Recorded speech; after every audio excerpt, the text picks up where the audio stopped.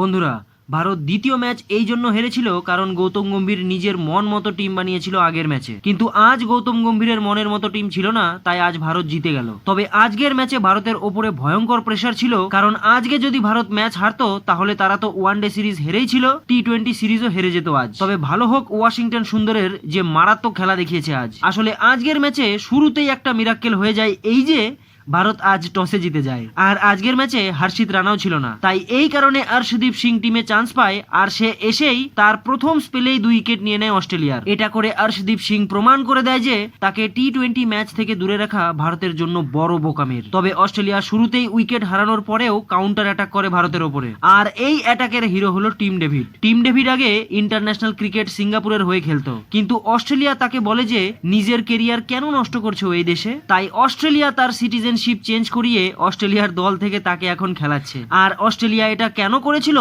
আজ টিম ডেভিডের 38 বলে 74 রান দেখে আমি তা ভালোভাবেই বুঝে গেছি। শুধু তাই নয়, মার্কাস স্টয়নিসের হাফ সেঞ্চুরির জন্য অস্ট্রেলিয়া 20 ওভারে 6 উইকেট হারিয়ে 186 রান করে 187 রানের টার্গেট দেয় ভারতকে। তারপর শুরুতেই অভিষেক শর্মা প্যাভিলনে ফিরে যায়, আর তার পেছনে পেছনে গিল আবার ফেল মারে। ভারতের তরফ থেকে শুরু তো সবাই করছিল, কিন্তু লম্বা খেলতে কেউই পারছিল না। তবে জিতেশ শর্মা আর ওয়াশিংটন সুন্দর এত সুন্দর খেলে যে তারা ভারতকে তৃতীয় টি-20 ম্যাচ জিতিয়ে দেয়। তাই এখন খেলা জমে গেছে বন্ধুরা, কারণ ভারতের এই সিরিজ জেতার সম্ভাবনা রয়েছে।